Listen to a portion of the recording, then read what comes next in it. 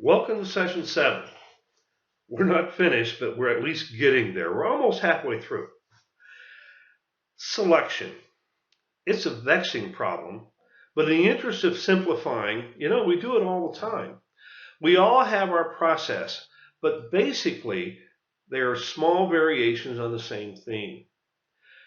We select based on perceptions of what we need and criteria established from those perceptions.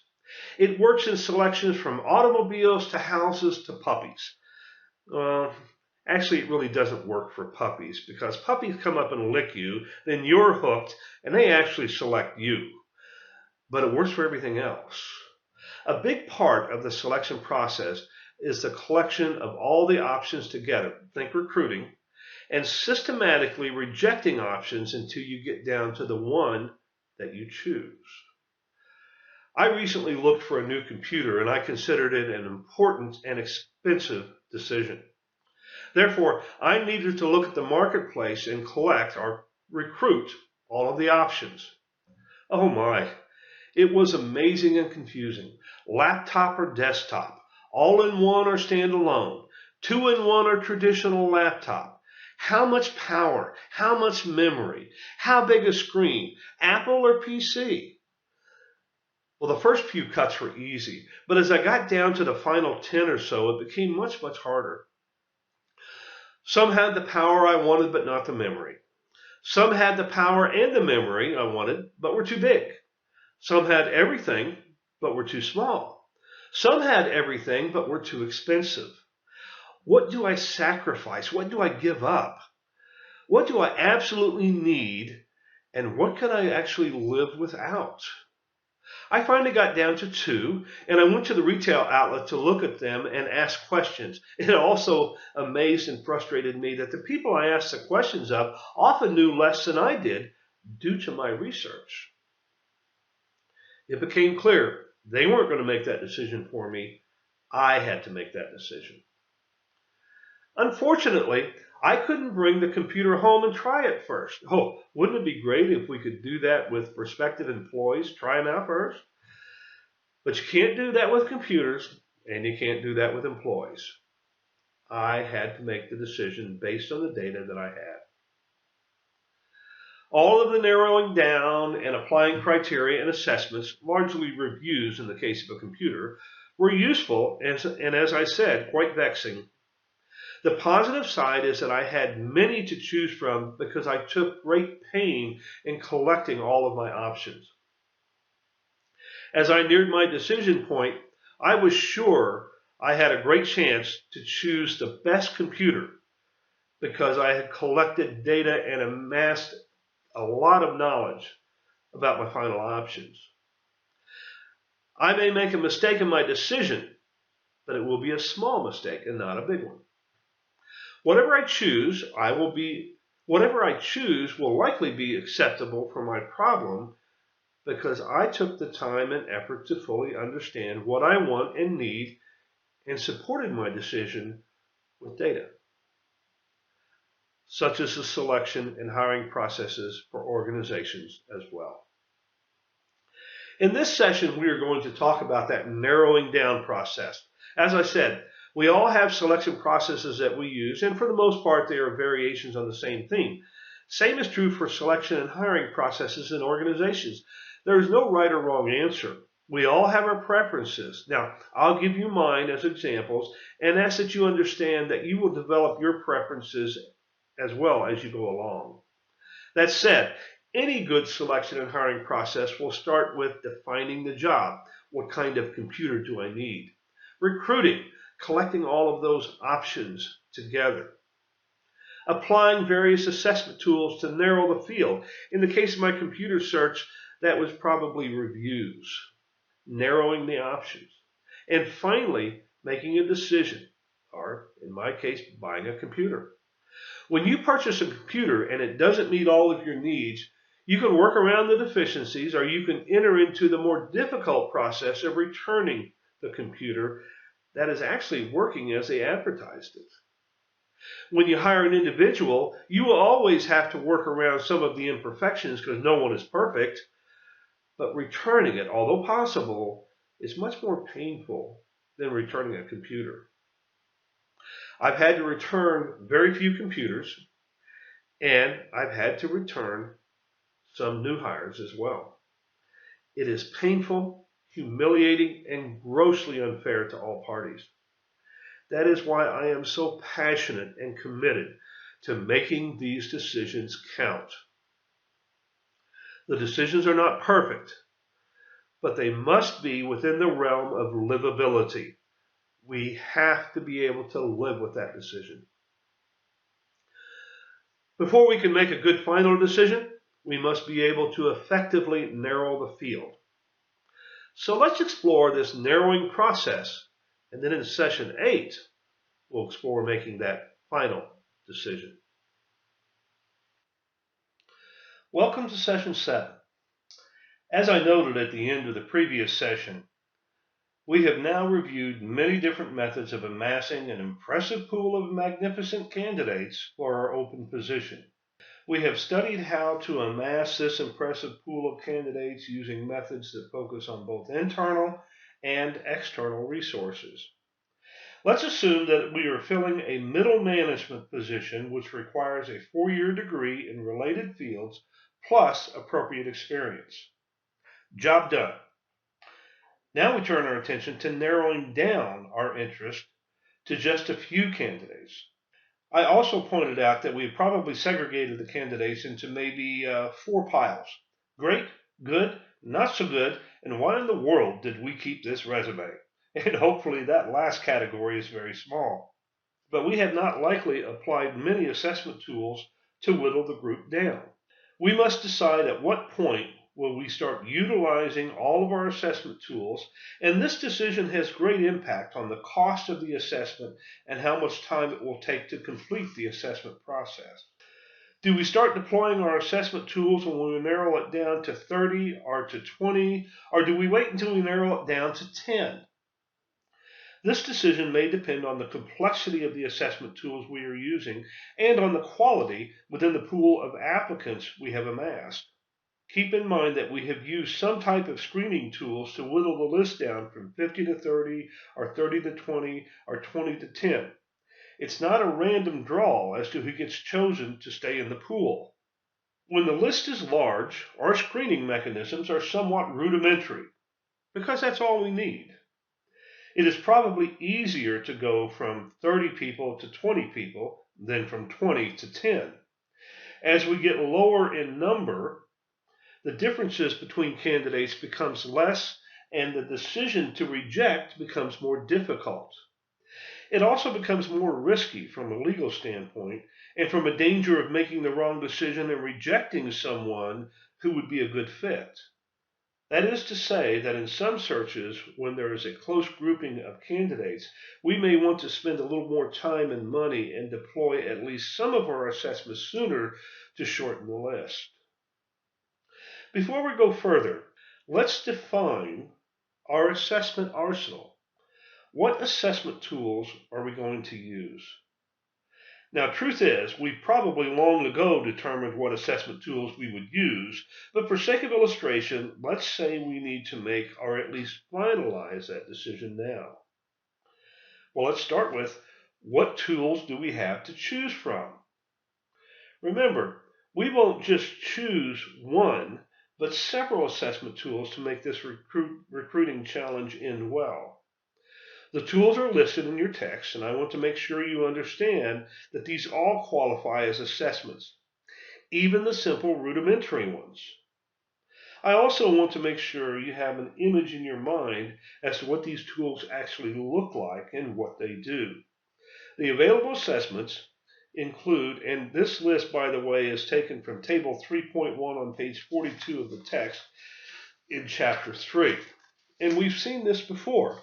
Physical exams, physical activity tests, a criminal background or record check, Social Security verification, reference checks, credit reports, resume screens is a big one, application forms, interviews, self-reporting measures, pre-screening questionnaires, personality questionnaires, integrity and reliability tests, biodata inventories, cultural and work environment fit questionnaires, knowledge, skills, and ability tests, problem-solving tests, situational measures, job simulations, assessment centers, and cognitive tests.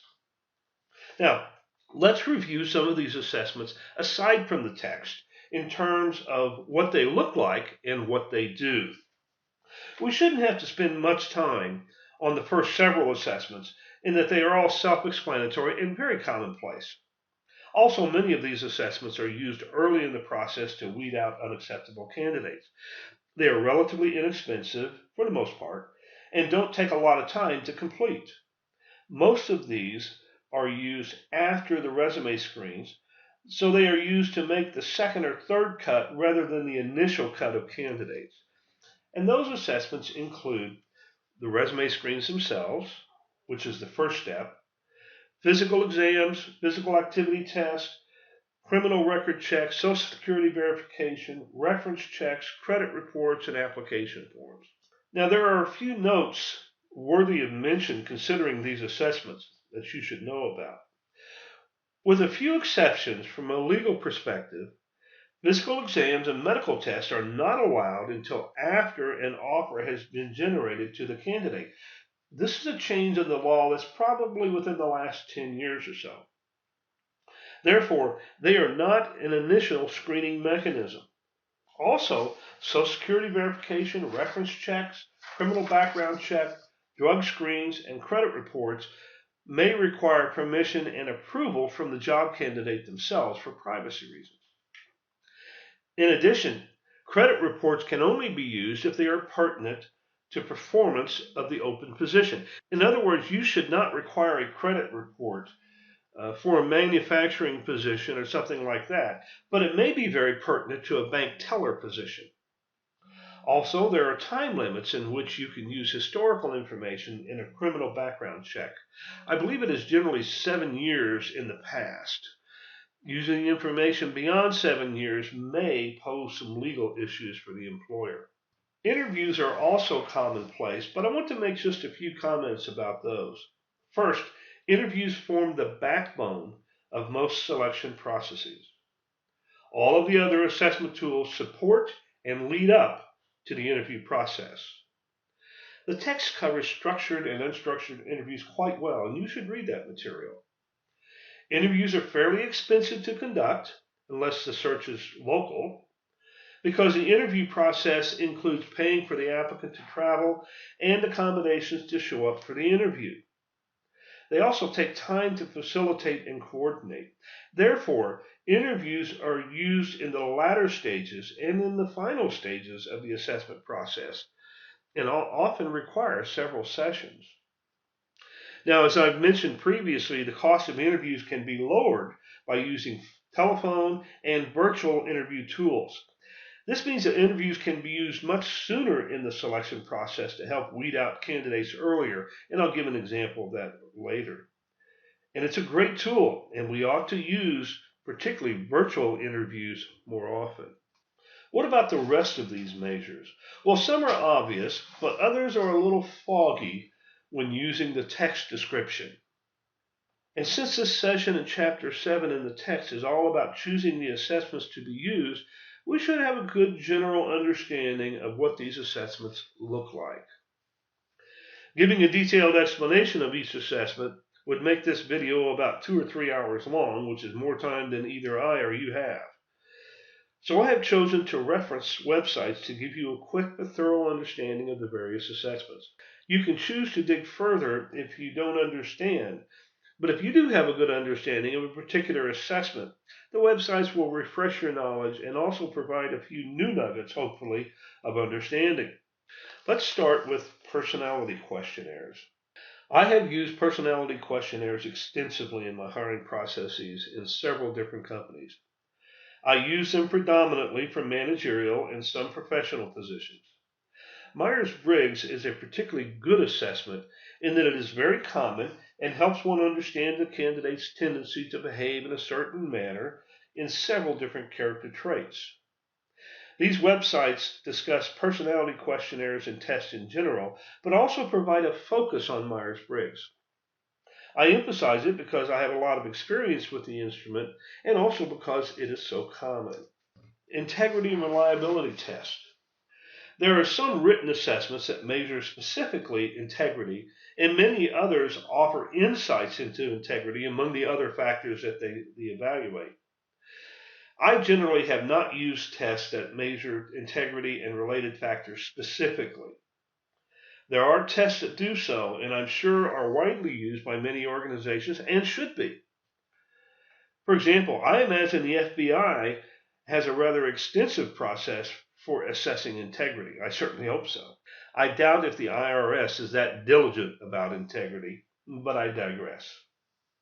I, of course, believe that integrity is important, but have addressed it through the interview process primarily or other means.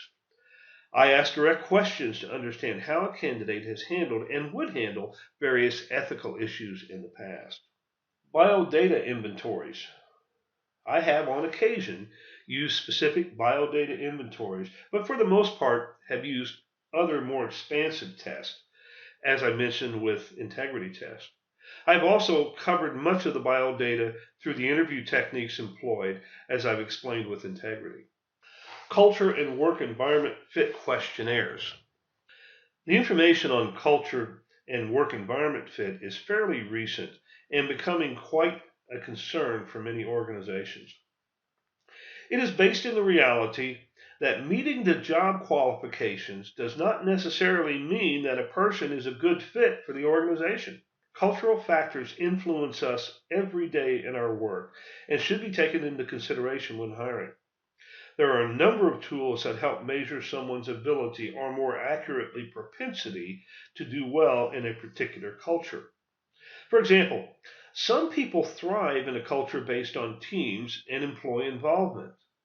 This is true of lower level and high level positions. Other people do well in environments that are more authoritarian, in that people are told what to do and they do it. Put another way, environments that are very directive and leave little room for personal initiative are very appealing to some individuals. For those people, working in a team or participative environment is untenable. It is interesting that often people who find the team environment adverse are not aware of this aversion until they enter such an environment.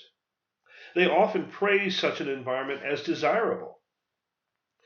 If they are not aware of this aversion, how can we make sure that we at least consider this cultural propensity? Well, interviewing helps and is a must, but there are also other measuring tools that will identify those propensities. Some are written assessments and others are simulations. Cultural fit to work in a team environment was the primary focus of the Nestle assessment I discussed in an earlier session. The short articles referenced below provide some insight into the recent importance placed on cultural fit. They also give some tips as to how to hire and how to assess cultural fit in the selection process. Cognitive tests, assessment centers, and simulations. Well, cognitive tests, these assessments are just what you might expect. I've included the following websites to help you understand them better.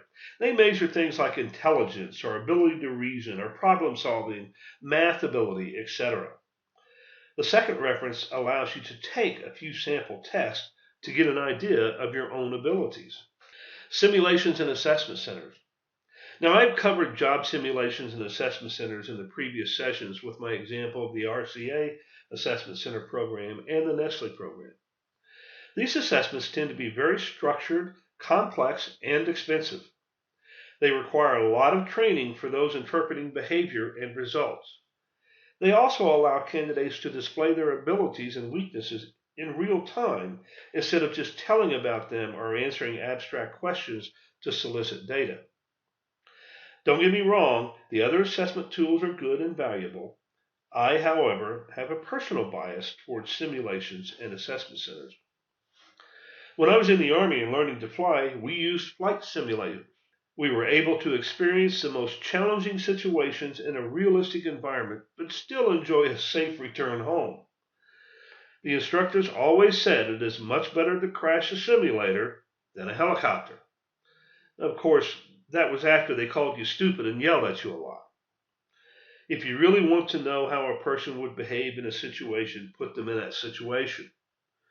Simulations and assessment centers allow that luxury. The following two websites will give you the opportunity to explore several different assessment tools.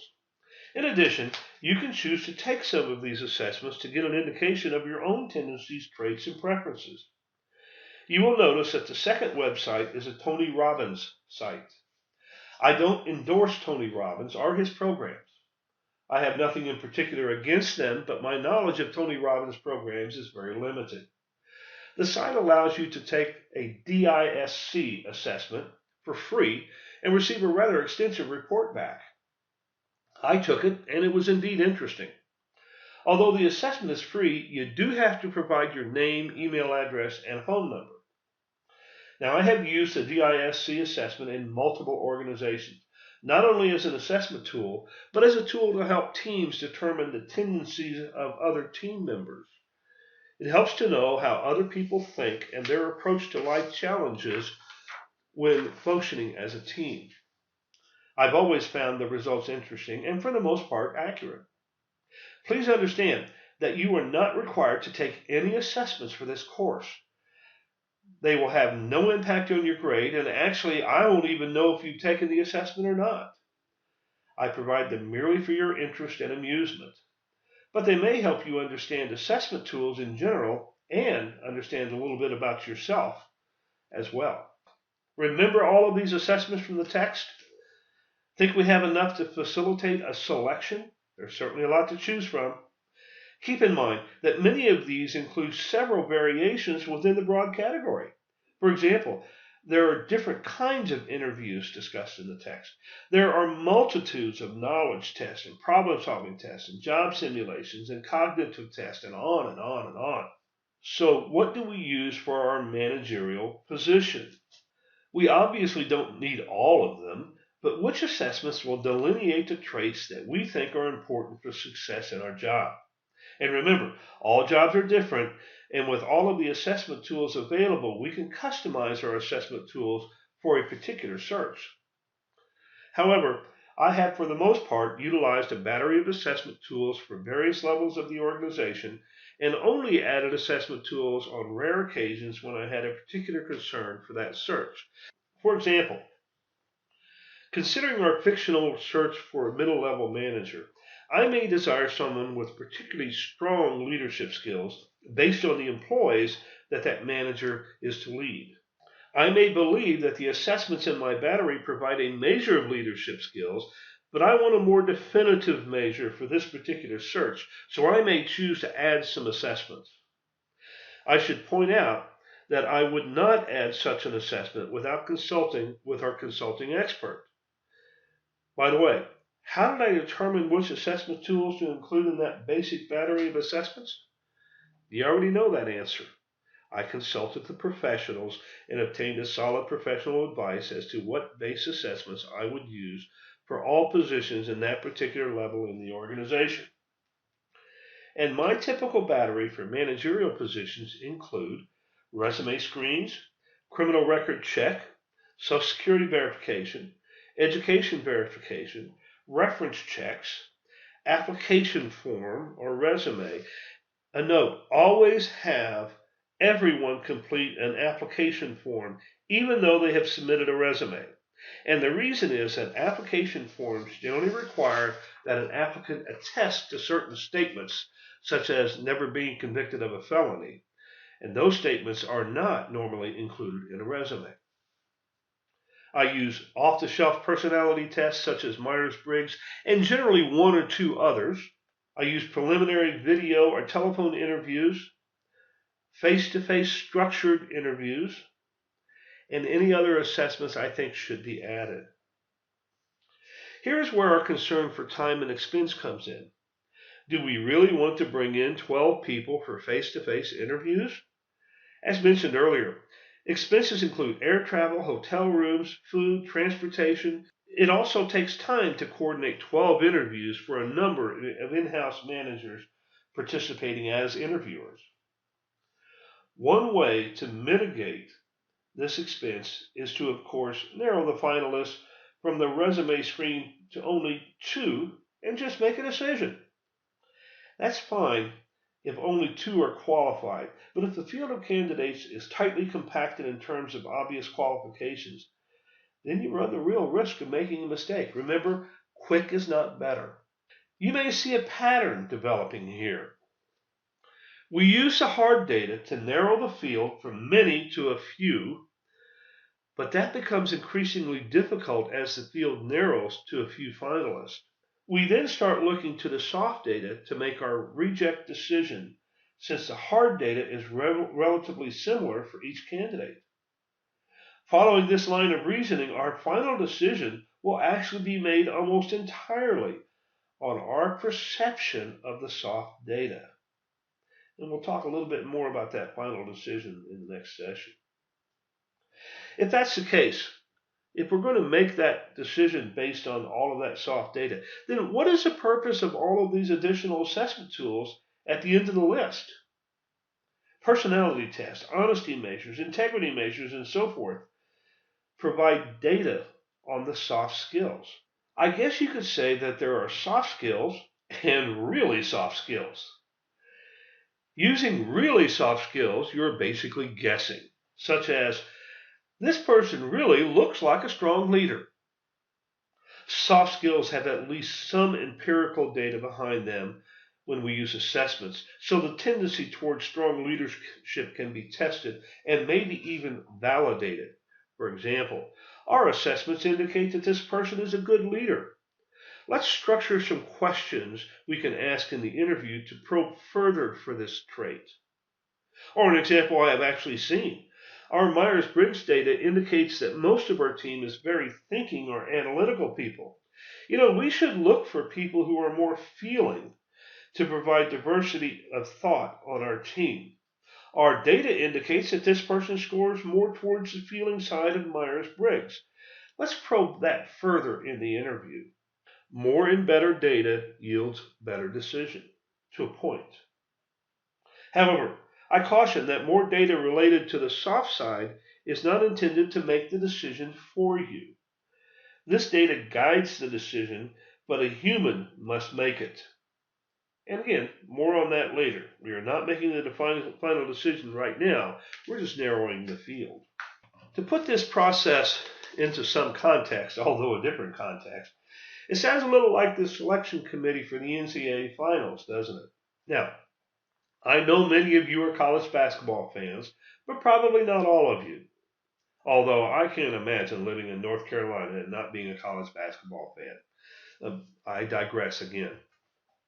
I'm also certain that those of you who aren't college basketball fans either live with one or have friends that are ardent followers of college basketball.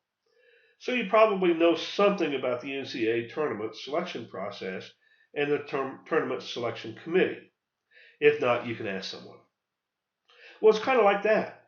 No one has played in a tournament game yet. We are merely trying to get the hundreds of teams down to, if you are the NCAA, 64 teams or candidates. The NCAA committee, which for our purposes is our interview team, applies criteria, some of which are objective, such as wins and losses, and some are less objective but still measurable, such as strength of competition, and some that are very subjective, such as it really looks like this team may be on a streak. In our recruiting, the objective criteria may be a specific degree or a specific minimum number of years of experience. The less subjective criteria may be demonstrated leadership skills, and the subjective criteria may be personality traits.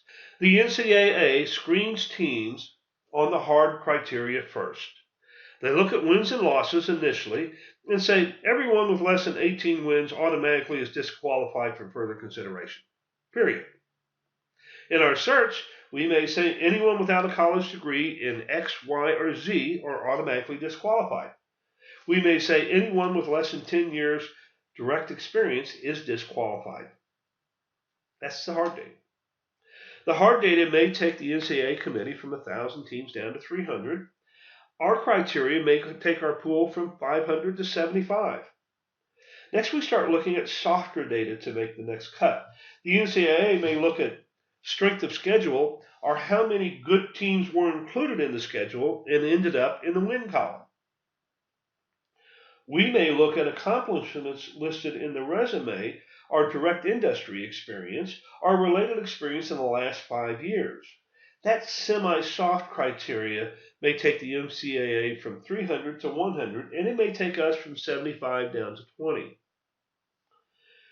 We've made great progress, but we still have a ways to go.